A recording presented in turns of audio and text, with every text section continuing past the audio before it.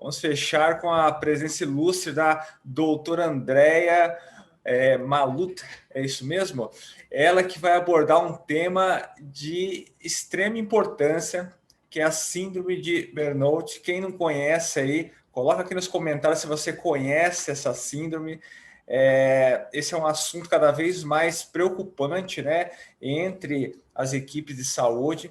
Então a gente traz aí, convida, né, agora a doutora Andréia, que é psiquiatra, é a coordenadora, né, coordenadora da pós-graduação em psiquiatria da M-Doctor, também especialista pela Associação Brasileira de Psiquiatria, tem um foco aí grande na mudança do conceito do profissional na psiquiatria, mostrando que o profissional ele pode fazer a diferença nessa área.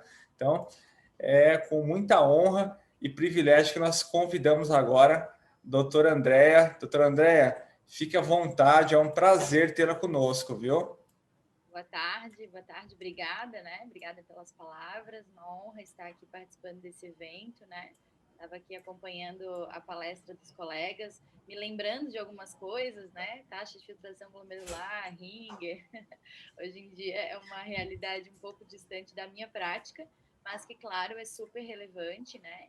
E hoje a gente vai conversar, então, um pouquinho sobre a síndrome de burnout, que é, então, a síndrome de esgotamento profissional, né? Eu tenho certeza que boa parte aí dos nossos ouvintes já ouviram falar, já leram alguma coisa a respeito, até conhecem alguém que já teve, né? Vocês estão conseguindo enxergar bem a tela o compartilhamento da tela? Sim. Doutora, é só o microfone que eu acho que está um pouco baixo, viu? Mas a tela está dando para enxergar. Beleza. Então, assim, primeiramente, né, não tem nenhum conflito de interesse na palestra. Eu gostaria de começar falando um pouquinho sobre o histórico, né? Como que surgiu, da onde veio? Alguns colegas falam, isso é um diagnóstico novo. E, na realidade, não é tão novo assim, né? Então, os primeiros a descreverem, então, foi a Christina Malak, que é da Califórnia, né? E o Freudenberger, que é da Alemanha, de Frankfurt.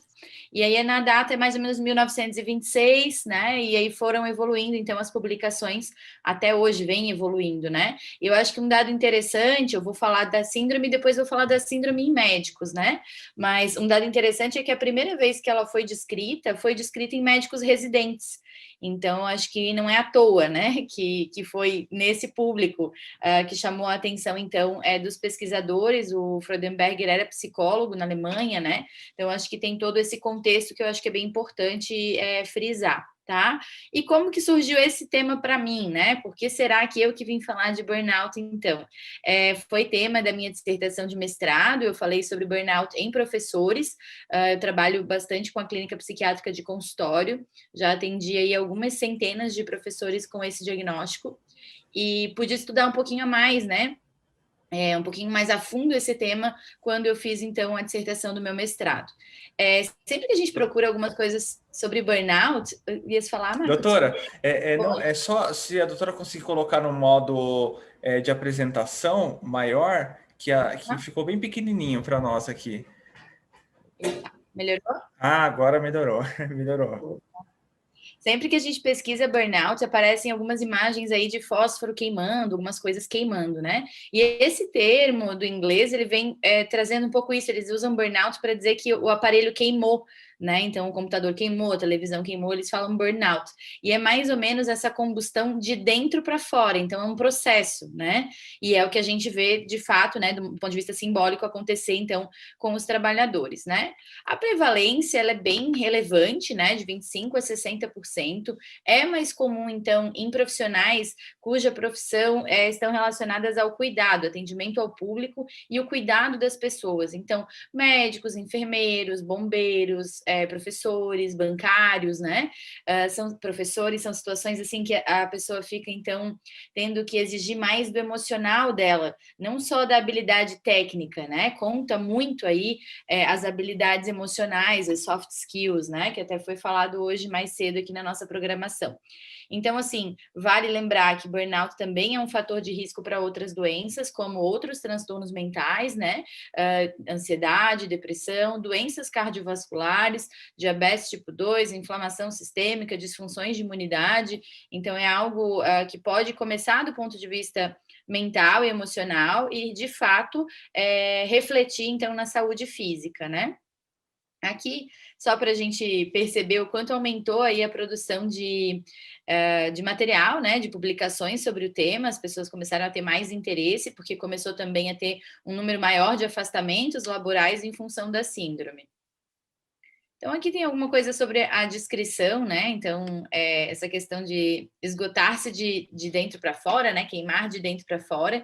E aí tem essa descrição aqui do Freudenberg, que foi um dos primeiros a descrever, que ele coloca isso, né? Atingir uma meta irrealizável, que pode ter sido imposta ou pela sociedade, né? Pela comunidade onde esse indivíduo está inserido, ou pelo próprio indivíduo, né? E na área da vida onde tem mais expectativa o trabalho. Então, mais para frente a gente vai falar do burnout em médicos, mas quando a gente pensa na carreira médica, tem muito isso, né? A gente idealiza muito. Ai, quando eu for médico, quando eu terminar a minha especialização, quando eu estiver trabalhando, vai ser assim, vai ser incrível. E não que não seja, ser médico é maravilhoso, mas tem um peso muito grande, né? Na mesma proporção que tem coisas incríveis, também tem muita responsabilidade e muitas dificuldades na rotina, né? E aí a gente vai falar um pouco sobre isso, tá?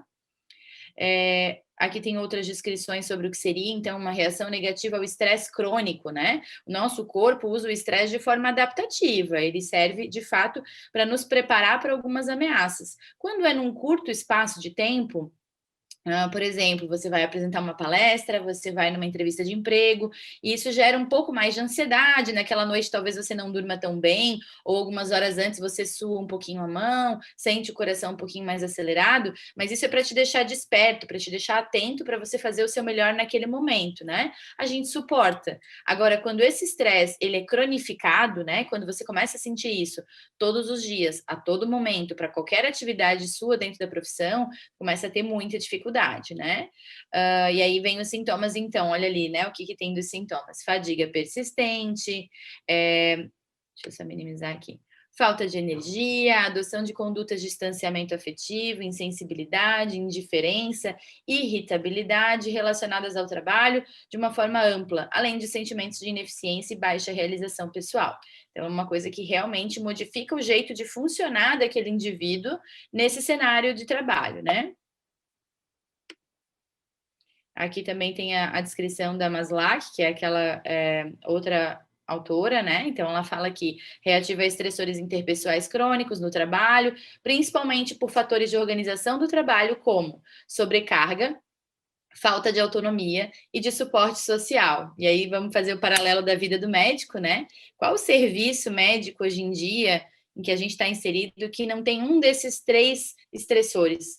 Sobrecarga, falta de autonomia e falta de suporte social. Se a gente pensar num serviço público de excelência, pelo menos sobrecarga vai ter, né? Os outros 2 pode ser até que não, mas pelo menos a sobrecarga vai ter. Então, muito difícil que o médico esteja num ambiente de trabalho em que ele não tenha fator de risco para burnout. Aí vem a tríade, então, de quem descreveu, né, da Maslach, a tríade do burnout, que seria exaustão emocional, então é um cansaço extremo, uma sensação de fadiga, uma sensação de eu não vou dar conta. Inclusive, é assim que normalmente os profissionais falam, né? Eu tenho a sensação que eu não vou mais conseguir executar a minha tarefa, né? Despersonalização, que é quando a pessoa começa a adotar uma atitude insensível, hostil, sarcástica com relação ao trabalho que ela executa, as pessoas com as quais ela atende no trabalho, né? E perda da realização pessoal e profissional. Então, vai dando sentimentos de incompetência, de frustração, muitos pensamentos negativistas. Não adianta fazer, nunca vai melhorar, eu não vou conseguir, também não vou mais me esforçar para isso. Então, essa seria a tríade diagnóstica, né? Nem sempre os três critérios eles vão estar presentes na mesma proporção. Então, por exemplo, em médicos, a gente sabe que os estudos mostram que a exaustão emocional é o maior, o critério que mais aparece, né? Essa coisa da fadiga, e aí está muito relacionada também à carga horária, né? Muitos médicos fazem mais de 50, 60, 80 horas semanais, com frequência há anos, né? Então, aqui falando um pouco do primeiro, exaustão emocional, sentimento de não poder dar mais, né? E aí o paciente se queixa muito, eu atendo muitos médicos também, né, com essa síndrome no consultório, e a fala é muito assim, eu sinto que eu não vou conseguir, eu tô com medo de não conseguir mais trabalhar, de não conseguir mais executar a minha tarefa, né? E tem várias outras coisas aqui, e aí lembra um pouco o quadro depressivo, depois eu vou falar um pouco das diferenças diagnósticas, tá? Mas assim, falta de esperança, crença de que os objetivos no trabalho não vão ser alcançados, sentimento que o trabalho exige demais dele, né, que deixa ele esgotado, pouca importância dada ao trabalho, no sentido que ele sabe que ele não vai mais conseguir fazer daquela forma que ele gostaria, sentimento de frustração, pouca motivação, desgaste no lidar com os pacientes também, né? A despersonalização é um pouco diferente. Primeiro, então, a exaustão normalmente aparece primeiro. Então, o paciente sente que ele não vai dar conta. Depois, ele começa numa tentativa de defesa mesmo, né, inconsciente, um mecanismo inconsciente de defesa, ele começa a não querer mais dar conta. Ele assume uma postura realmente defensiva do tipo, assim eu não faço mais, e aí é onde a gente vê também alguns colegas médicos com regras que eles mesmos criaram dentro do serviço, né, que não são regras do serviço, mas que eles criaram porque, assim, ou é daquele jeito ou eles não conseguem mais executar o trabalho, né. Então, sentimento de não querer dar mais, distanciamento emocional, se fechar na sala, não interagir com a equipe, não conseguir ser empático no atendimento com os pacientes, né? Daí começam os problemas de relacionamento na equipe, começam a evitar contato, a pessoa começa a se isolar mais, né? Atitudes mais críticas e negativas em relação ao trabalho, à organização. Então, num primeiro momento, ele cria projetos, ele busca soluções. E num segundo momento, ele começa a dizer que não vale a pena nem tentar uma solução, não tem jeito mesmo, o SUS não vai melhorar nunca, isso aqui nunca, sempre é assim, faz 20 anos que esse hospital é igual, e aí essas falas mais negativas e mais desesperançosas aí que a gente ouve de alguns colegas, né? E aí, por último, a baixa realização profissional, né? Então, aqui nessa tabela está o que seria realização profissional. Ter motivação, interesse, ideais, ter estímulo, lidar bem com os problemas, ter sentimento de querer ajudar, se envolver no trabalho, ser capaz de se colocar no outro, no lugar do outro, né? E aí, a baixa realização profissional é o oposto, né? Ele começa a perder tudo isso, mesmo que antes ele tivesse. Então, os pacientes também falam muito isso. Eu tô diferente, eu não era assim, né? Antes eu dava o meu melhor, eu fazia tal e tal coisa, agora eu faço o mínimo possível e isso já me deixa esgotado. Então, são né, falas aí que a gente ouve bastante em consultório dessas pessoas que estão nesse processo de burnout. Aí o Freudenberger, né, que foi o primeiro lá que descreveu, ele dividiu em 12 fases. Eu vou falar um pouquinho de cada uma agora. A primeira delas, necessidade de autoafirmação. Então, o paciente começa a ter desejo de fazer tudo de forma perfeita, com um medo excessivo de errar, né? Ou com uma ambição exagerada na profissão. E aí ele vai tendo uma compulsão por desempenho, né? Essa necessidade de ter uma performance incrível. E isso tem muito a ver já com a nossa formação enquanto estudantes de medicina, né? Essa coisa de idealizar o médico e a vida do médico. Não, então eu vou fazer o meu máximo sempre, vou funcionar na minha velocidade máxima, vou fazer o meu melhor e aí eu vou ser incrível. E na realidade, a gente não tem a garantia do resultado, né? A formação, ela tem a garantia do processo. E aí, quando lá na frente o resultado não é proporcional ao esforço, esse estudante que já virou médico começa a ficar muito frustrado, né? O tamanho da idealização vai ser proporcional ao tamanho do tombo, né? O tamanho da frustração é proporcional, tá? A segunda fase seria de dedicação intensificada. Ele começa a ver que ele não vai dar conta de suprir a demanda, as necessidades, ou até mesmo o estudo que a profissão requer, né? A gente segue sempre estudando e a gente sempre tem a sensação que a gente não estudou o suficiente. Então, ele começa a ver que não vai adiantar, ele está indo na velocidade máxima, mas ele não vai conseguir o que ele esperava, o que ele sonhava, né?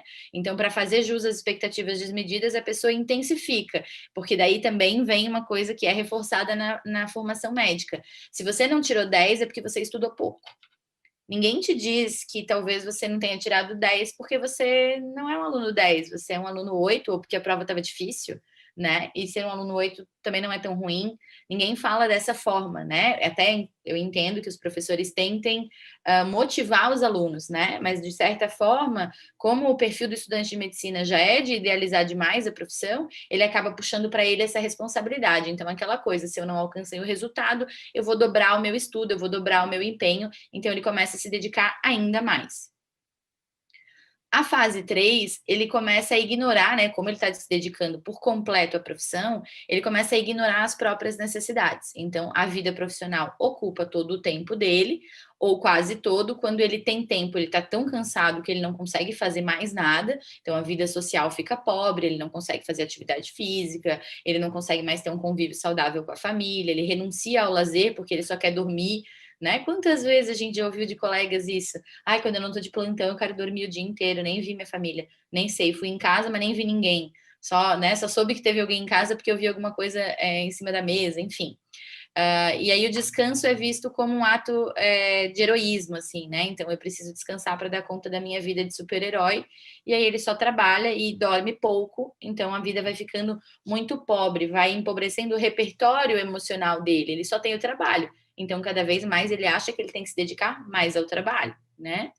A fase 4 ele evita conflitos, então a pessoa começa a perceber que tem algo de errado, mas ela não enfrenta a situação porque ela percebe que isso vai desestabilizar ela, e nada pode desestabilizar ela, porque ela tem que trabalhar tempo integral ou trabalhar e estudar, né?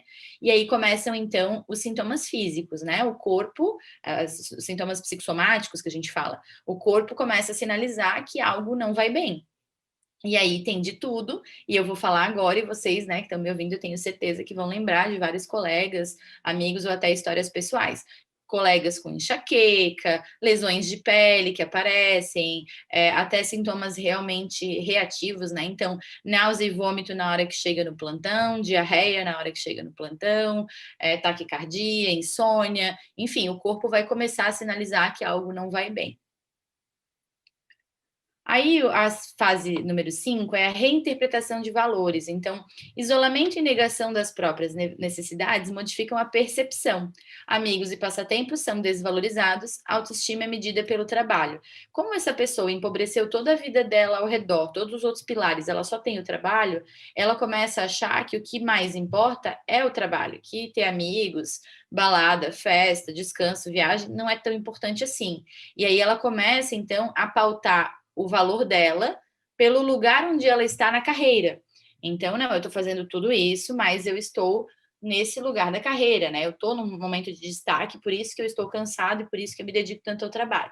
Só que se ela não está no lugar na carreira que ela gostaria, isso reforça a frustração.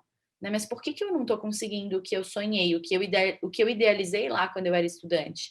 E aí ela começa a ficar em dúvida, porque ela desvalorizou todo o resto, hipervalorizou a profissão, e agora ela só tem a profissão, então ela se agarra a isso, né? A fase 6 seria de negação de problemas. Então, nessa fase, o profissional já se torna intolerante, ele começa a julgar os outros incapazes, exigentes demais ou indisciplinados, né? Então, ele começa a pautar todo mundo pela régua dele. Se ele dorme pouco, então os alunos dele, né, os residentes dele, têm que dormir pouco também, porque se ele aguenta, todo mundo pode aguentar.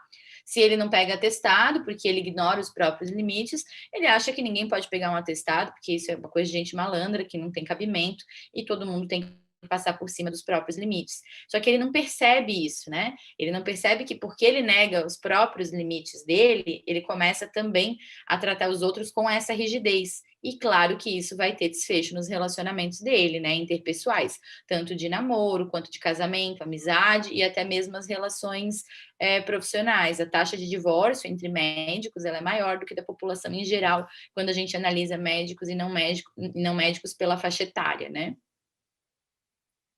A fase 7, então, é uma fase de recolhimento, a pessoa se afasta dos outros, ela começa a ficar muito irritada, indisposta, no trabalho ela começa a fazer só o básico, muitos começam aí com as fugas, então recorrem ao abuso de álcool, de drogas e a comida, né, um outro dado que eu acho que merece atenção, então a gente vê cada vez mais colegas com problema de sobrepeso, transtornos de compulsão episódica alimentar, né, e até outros transtornos alimentares mais graves.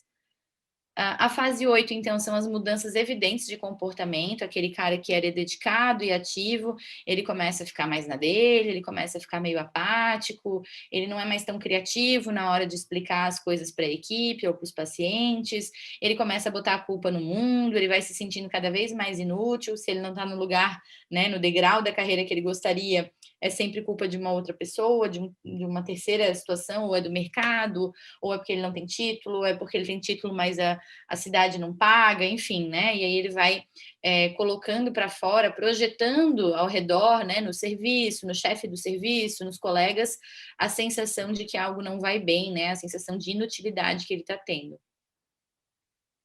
A fase 9 é a fase, então, de despersonalização, então ele começa realmente a desvalorizar a todos e a ele mesmo, deixar as necessidades pessoais, deixar de fazer planos, só pensa no presente e a vida só funciona no funcionamento mecânico, né? Eu falo muito que ele entrou na rodinha dos ratos, aqueles, não sei o nome, acho que é terrário, né? Que tem aqueles hamster que tem uma rodinha, eles ficam correndo na rodinha sem um propósito, não tem um objetivo naquela atividade, e eles não questionam e ficam ali na rodinha por um tempão. E é mais ou menos isso que a gente vê os nossos colegas fazendo, né? Eles pegam um monte de plantão, aquilo rende um valor X por mês, e eles vão vivendo e fazendo plantões, e eles não param para se questionar se eles estão felizes, se aquele dinheiro vale a pena pelo tanto de esforço que ele desprende para aquilo, se não teria um outro cenário melhor, se ele poderia fazer algo de diferente, né? A fase 10, então, é a fase do vazio interior, a sensação de vazio interno é forte, né? E ele pode começar, então, ou a se exceder na vida sexual, ou na alimentação, no consumo, né? No consumo de outras coisas também, nas compras, né? Consumo de drogas e álcool também, tá? Então, assim, eu tenho um projeto paralelo que eu ajudo médicos em gestão de carreira, e com frequência, quando a gente vai fazer uma avaliação financeira, né? O cenário financeiro daquele médico, a gente vê isso. Na realidade, tá gastando com um monte de besteira, de futilidades e coisas caras, porque na realidade não tem tempo de qualidade para usar o dinheiro. Então tem dinheiro na conta, mas como ele não vai poder aproveitar, daí compra uma bolsa caríssima, compra um carro caríssimo que vai obrigar ele a ficar trabalhando cada vez mais para pagar aquele carro. Então aí é onde começam as fugas para ele ter algum prazer momentâneo e achar que vale a pena, né, esse padrão aí tão exigente na profissão que ele se colocou, né, esse ideal que ele está perseguindo a todo custo. A fase 11, então, é uma fase depressiva, né? Esse paciente ele já tem sintomas de indiferença, de desesperança e de exaustão mesmo, né? Sintomas dos estados depressivos vão se manifestar, desde agitação até apatia, e aí começa, então, a vida perder o sentido. Se ele perdeu, né? Botou todas as cestas num ovo, todos os ovos numa cesta só, né? Ele apostou todas as fichas dele na profissão e a profissão vai mal, o que restou? Não restou nada. E aí é onde ele deprime. E aí é uma fase depressiva. A gente precisa avaliar para ver se ele tem critérios para a gente diagnosticar ele com depressão. Muitas vezes até tem, né? Mas pode ser que não, pode ser que seja só realmente o esgotamento relacionado à profissão, então, essa síndrome de burnout. E aí, a fase 12 seria realmente a síndrome de esgotamento profissional, onde o paciente realmente tem um colapso físico, psíquico, pode ter pensamentos suicidas, né? E ele acaba, então, só aí procurando ajuda médica. Quando a gente fala de burnout em médicos, tem muito isso, né? Muitas vezes o paciente já vem na fase 11 para 12, e nesse período todo, muitas vezes ele já está se automedicando. Então, aquele estudante ou aquele médico novo que começou a tomar Ritalina para conseguir ficar acordado no plantão, e aí toma de vez em quando um benzodiazepínico para dormir, porque ele não consegue dormir, porque fica pensando nas coisas que ficaram pendentes no plantão. Enfim, né, toda essa automedicação que a gente, infelizmente, está acostumada a ver os colegas fazerem, né, não recomendo, não acho que é a melhor estratégia, mas infelizmente é bem comum. Existe uma outra classificação de burnout, que seria em 4 estágios, né, que eu nem vou ler tudo, mas mais ou menos pontua como que a gente vai perceber isso no paciente. Então ele começa a não ter vontade de trabalhar, né, e aí não ter vontade de trabalhar, gente, não é uma coisa no sentido pejorativo de preguiça. Não é só preguiça, ele estava numa viagem, e daí dá preguiça de voltar a trabalhar. Não é isso.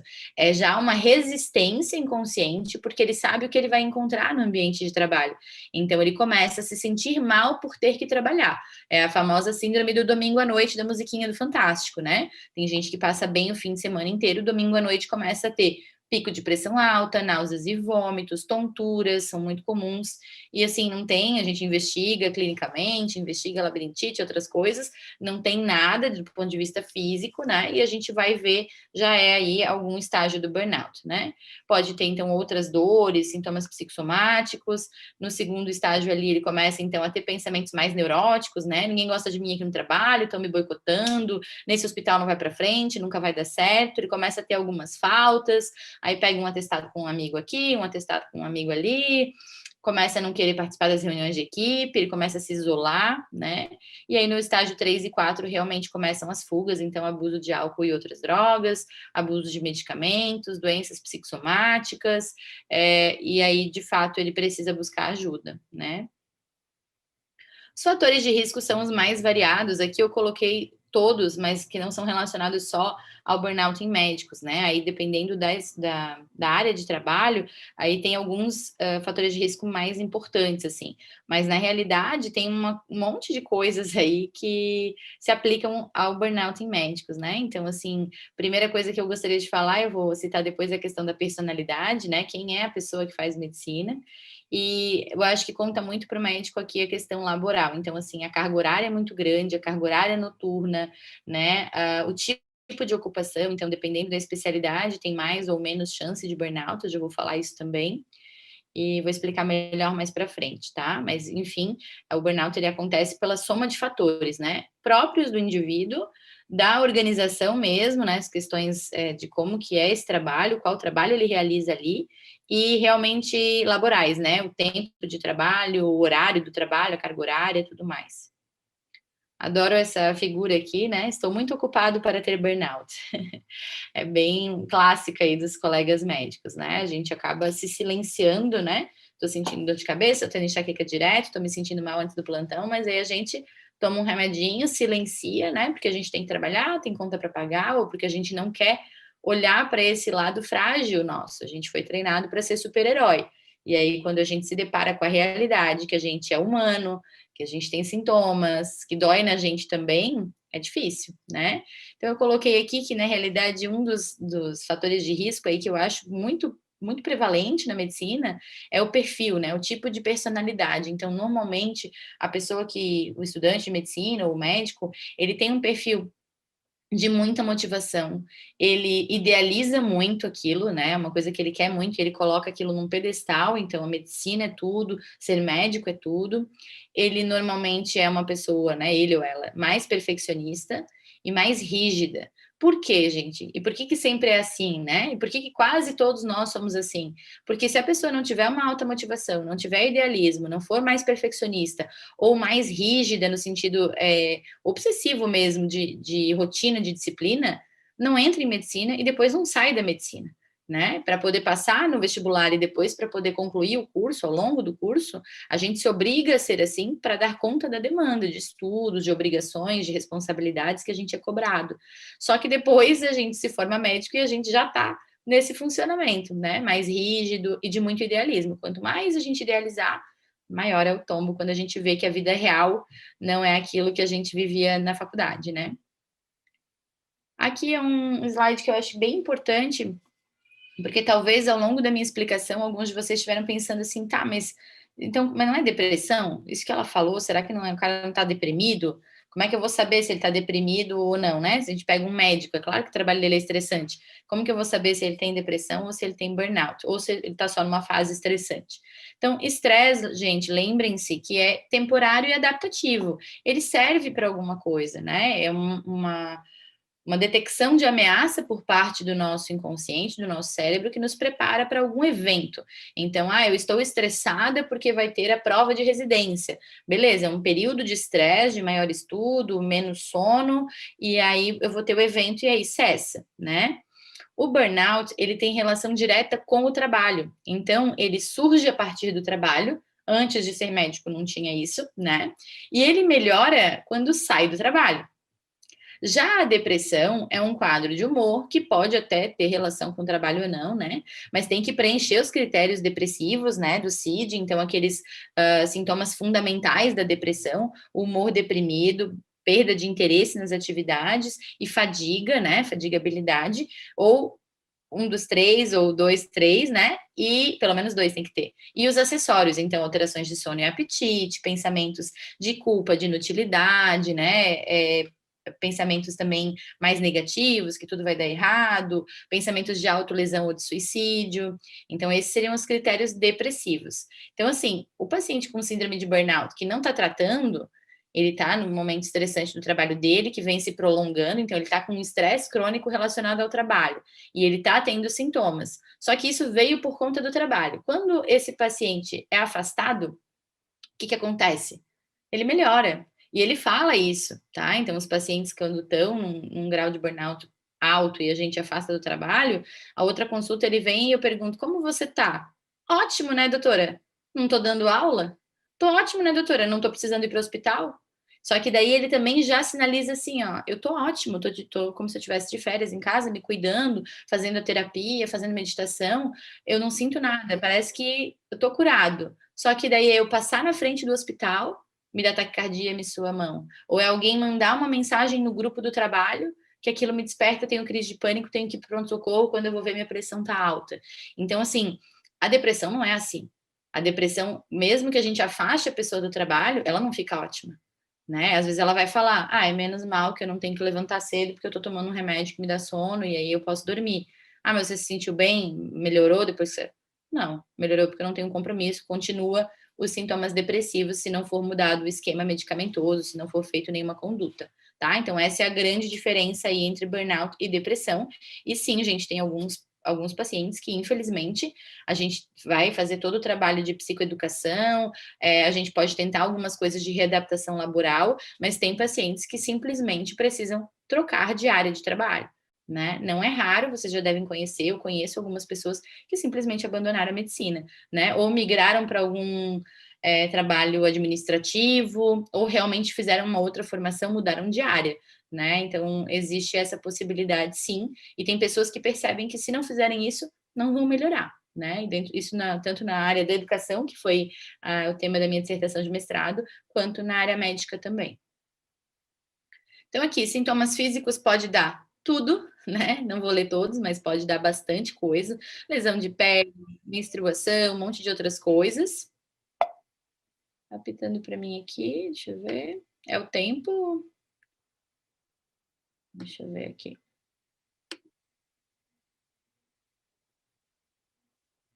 sei por que apitou para mim. Alterações comportamentais, então, autoestima, inflexibilidade, dificuldade de relaxar, essa pessoa começa a não conseguir mais relaxar, se sentir bem, né? Agressividade, desmotivação, consumo de substâncias, absenteísmo, começa a faltar ao trabalho, entre outras coisas, né? E as consequências, então, apatia, cinismo, isso é no comportamento, tá, gente? Não é um julgamento de valor, a pessoa consegue se enxergar dessa forma, ela fala, eu tô assim, eu não fazia esse tipo de coisa, né? Nossa, nem explico mais receita para os pacientes, entrego, nem vejo. Peço para a enfermeira carimbar para mim, não tô nem aí. E aí o paciente consegue perceber que isso destoa do funcionamento dele antes da profissão. Não é aquele cara que sempre foi assim. Não, ele era idealista, ele fazia tudo da melhor forma e de repente ele se vê entregando um trabalho numa qualidade muito ruim, né?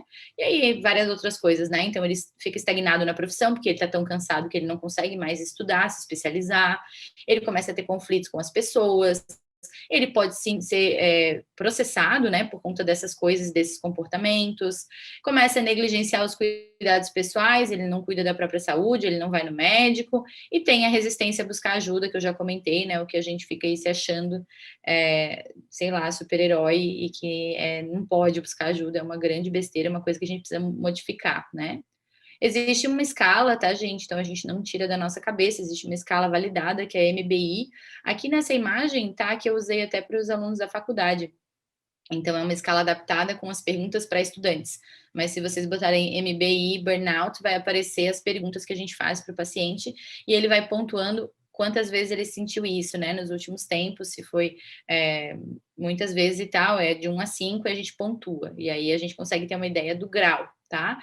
Isso é importante porque, deixa eu só terminar aqui antes de eu passar para o outro slide, porque às vezes a gente começa a falar de mudar de trabalho para o paciente, é uma coisa bem chocante. Imagina se eu chego para vocês hoje e digo, você está cansado, você preencheu aqui tantos pontos na tabela, e é isso, você tem que sair do teu trabalho, né? Você fica meio perdido. Como assim sair do meu trabalho? Faz 12, 15 anos que eu estou estudando para ser médico e você vem e me fala isso. Então, a gente usa também a escala porque no momento que o paciente responde à escala, ele começa a refletir sobre aquilo. E ele vai ver, meu Deus, realmente eu me sinto quase todos os dias esgotado. Quase todos os dias eu penso que o meu salário não é suficiente, que eu não gosto do que eu faço, que eu não acho que eu sou bom o suficiente. Isso tudo está nas perguntas da escala, né? E aí ele começa a ver a importância, então, de pensar numa outra alternativa. Às vezes, dentro mesmo da área, ele pode readaptar no trabalho para uma outra função, né? E às vezes não, às vezes ele realmente precisa sair disso, né? Mas eu acho que a escala ajuda ele a enxergar, sabe? Fica mais palpável, né? Botei um recadinho aqui bem importante, atenção, burnout é diferente de simulação, tá? Então, assim, Andréia, mas o cara começa a ter falta de ar quando ele tá na porta do plantão. Ele tá se fazendo porque ele não quer trabalhar. É diferente, né, gente? Óbvio que a gente tem que ter um olhar treinado, não sei se tem alguém aí que faz a parte pericial, a gente tem que ter um olhar treinado para essa questão da simulação, mas não é a regra, e lembrem-se o quê? Que normalmente o burnout ocorre em pessoas que são idealistas, são pessoas que querem ser o melhor possível. Então, não é típico dessa personalidade, desse tipo de cargo, fazer isso para não trabalhar, né? Então, normalmente, não é simulação, normalmente são sintomas psicossomáticos em função desse processo de esgotamento, tá? E uma coisa que é muito louca é que, assim, antigamente a gente falava em burnout, pessoas que tinham mais de 10 anos de profissão. Você só via isso em pessoas um pouco mais velhas que já tinham pelo menos 10 anos de profissão. Hoje em dia a gente vê com 5, com 3, com 7. Então não tem a ver só com o tempo de profissão, tem a ver com o desgaste, né? Com a resiliência. O desgaste da resiliência da pessoa naquele período e a exposição dela aos estressores, né? Então, trabalhos e trabalhos. Agora, no pós-Covid, a gente vai ver, né? Esses dias eu atendi uma médica, ela ainda comentou comigo, ela assim, eu vi todos os meus colegas da UTI vivenciando o processo de luto, né, nesse período da pandemia. Então, assim, essa coisa toda de revolta, de dificuldade de aceitação, né, são coisas diferentes. Então, a gente vai ter que cuidar uns dos outros também. Falando, então, mais sobre burnout em médicos, depois você só me sinaliza a questão do tempo, tá? Que eu não estou conseguindo ver aqui quanto tempo tem. Então, aqui eu coloquei sobre as especialidades. Doutora, pode deixar Beleza. Que eu vou avisando. Eu comentei aqui nessa imagem a questão das especialidades, né? Então, esse trabalho mostra aqui de 2011 e de 2014, então 2014 é o que está em azulzinho, né? A taxa de burnout em médicos. Percebam que todas as especialidades aumentou. Então, é uma coisa que vem aumentando e eu acredito também que tem relação com a qualidade dos serviços médicos, né? A gente está tendo mais estresse nos ambientes de trabalho da saúde e aí também aumenta, então, a taxa de burnout, tá? E aí, curiosidades ali, a medicina de emergência, uma das que mais tem, né? Taxas de burnout super elevadas, depois urologia, médico de família, ortopedia, que também está mais na emergência, né? Neurologia, dermatologia, e vai. Então, assim, gente, esse outro trabalho aqui, eu sinalizei aqui com a seta a conclusão, né? Observou-se elevada prevalência da síndrome de burnout entre os médicos intensivistas. Estratégias para promoção e proteção à saúde desses trabalhadores devem ser discutidas e implementadas nos hospitais. A gente não se fala nada disso, né? Aliás, até não sei se vocês podem comentar, se vocês lembram, se tem aí nos serviços de vocês, mas eu nunca vi ginástica laboral para os médicos do pronto-socorro e nem para os médicos intensivistas. E eu vejo para os outros funcionários do hospital. Então, o que, que é? A gente está livre de ter isso, né? Talvez eu esteja errada, talvez agora já tenha, mas de fato, na época que eu frequentava mais esses ambientes, nunca vi. Então, a gente precisa falar sobre isso. E claro que a ginástica laboral também não resolveria o problema. A gente precisaria ter, talvez, liberação de 1 hora semanal ou remuneração de 1 hora semanal para o médico fazer a sua própria terapia. A gente deveria ter pós-plantão, deveria ter limite de horas semanais por médico, né? O médico não poderia trabalhar mais do que X horas naquele hospital. Isso iria limitar um pouco esses excessos, né? Porque a gente também vê isso. Normalmente entra um cara novo, ele pega 300 plantões, aí ele fica 3 meses só dá ele na escala, depois ele começa a sumir, né? Ele começa a sair, ele começa a querer repassar, ou ele fica doente, ou ele se acidenta. Então, acho que são coisas que a gente precisa falar. Aqui um outro trabalho, eu também sinalizei uma coisa que eles colocaram como destaque, né, de ponto-chave, que é a regulação emocional e o burnout. Então, eles fizeram testes de exercícios de regulação emocional emocional em médicos. E aí mostrou, obviamente, que tem benefícios, né, coisas positivas, diminuindo, então, sensações negativas e mais resiliência nesses profissionais. Então, olha como é importante, né? Quem está mais exposto ao ambiente mais estressante, muitas vezes é o médico que está menos cuidando de si mesmo, porque ele está com carga horária excessiva, ele não faz exercício, ele não se alimenta bem, ele está no maior estresse. Então, se ele está no maior estresse, no ambiente de maior estresse, é óbvio que ele vai adoecer em algum momento, né? Aqui também é um outro lembrete sobre esse tema, então eu botei aqui um apelo, né? Parem de normalizar e romantizar o estresse em médicos. Então, assim, foi feita uma intervenção com alguns médicos de intervenções psicológicas, né? E aí, no final aqui fala, né? Então, ajudou eles a perceberem que a angústia é normal, uma reação humana, e isso diminuiu, então, as taxas de ansiedade e burnout nas estratégias ali que foram feitas para parar de achar que é normal sentir angústia a tempo integral. Então, assim, a gente ouve muito isso desde a formação, né? Os bons médicos normalmente são os médicos que trabalham mais, e aí eles dormem pouco, e a gente, enquanto estudante, a gente olha isso com admiração, né? Ai, o doutor fulano, nossa, ele mora no hospital, ele comeu só uma coxinha e fez não sei quantas horas de cirurgia, ai, que cara incrível. A gente idealiza esse cara, e aí a gente começa a querer ser esse cara. Só que quando a gente se torna esse cara, quando a gente se iguala a um professor em termos de estudo, de experiência, a gente vê que não está gostoso ocupar aquele lugar, né? E aí parece que a gente faz isso de novo com os nossos alunos. Então a gente vai entrando num ciclo de ensinar os médicos que viver mal é normal. Então é óbvio, gente, que a medicina é uma arte, né? Mas que é uma ciência super difícil. É óbvio que a vida de médico eu não acho que é fácil, ela é mais difícil que outras profissões.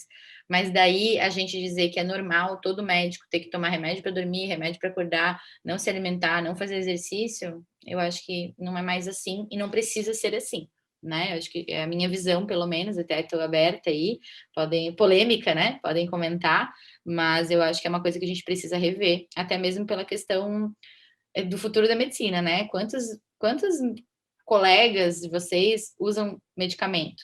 Ou para ansiedade ou para depressão? Eu acho que dá para contar nos dedos os que não usam.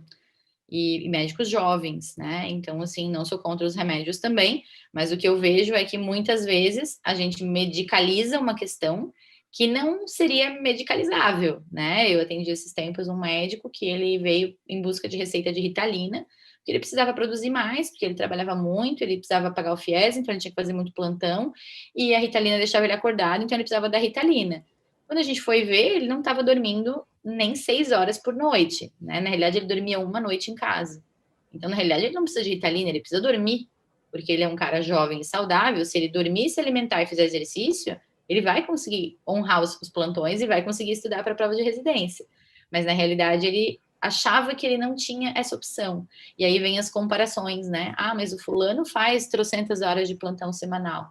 Bom para o fulano, né? Eu sou uma pessoa que fiz muito plantão, mas eu comecei a perceber que não era saudável para mim plantão noturno, porque eu começava a ficar distraída no dia seguinte eu cometia mais erros bobos, mas assim, erros de esqueceu uma data numa receita, esqueceu de carimbar uma guia de psicotrópico no plantão, então foram erros bobos, mas eu comecei a perceber e a pensar, e o dia que eu, não foi um erro bobo, e o dia que eu escrever um remédio errado aqui? E o dia, entende? Então, a gente também está se expondo a risco do ponto de vista do paciente, né? De colocar o outro em risco porque eu estou cansado. Já ouvi vários relatos de colegas também que o enfermeiro teve que chacoalhar e bater na cara do médico para o médico conseguir levantar para atender alguém de tão cansado que o colega estava, né? Então, são relatos da vida real. A gente sabe que acontece, mas eu acho que acontece porque a gente se coloca nesse lugar de ter que, né? De suprir uma demanda que não é sozinho que a gente consegue, né? Muito bom, doutora. Doutora, nós estamos chegando ao fim, né? Esgotamos aqui o tempo já. Acabando aqui. Aqui tem só umas fotinhos, Marco, né? Que acho que tá talvez bom. já. E aí, como que trata, gente? Cuidando da gente mesmo, né? Questão de suicídio em médicos não é novidade, né? Que botei o dado.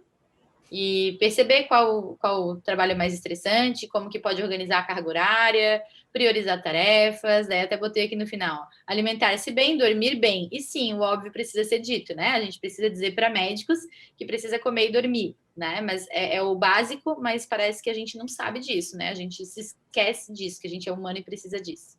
E aqui, claro, o tratamento de burnout como a visão psiquiátrica mesmo, né? Terapia, antidepressivos e ansiolíticos quando necessário. E cuidar aí com o vazio de uma vida ocupada demais, né? Quando a gente se dá conta, talvez já tenha feito as 12 fases, então cuidem de vocês e cuidem dos colegas de vocês também. Muito bom, doutora. Muito obrigado, viu? Obrigado aí pelo esclarecimento e por compartilhar esses conhecimentos conosco, né? Fechar com chave de ouro o nosso evento. Se quiser fazer alguma consideração final, tá? A gente já vai encerrar já. Eu queria agradecer, né, a oportunidade de estar aqui, uma honra participar desse evento, que a gente possa fazer outros, né? Eu acho que foi uma programação muito rica aí, tanto de qualificação de colegas, quanto realmente dos temas, né? Foram muito, muito felizes aí na escolha dos temas. Eu fico à disposição, convido também os colegas que quiserem conhecer a pós-graduação em psiquiatria agora da EME, né? A gente está organizando tudo com muito carinho, tenho certeza que vai ser incrível e a gente se vê. Obrigada.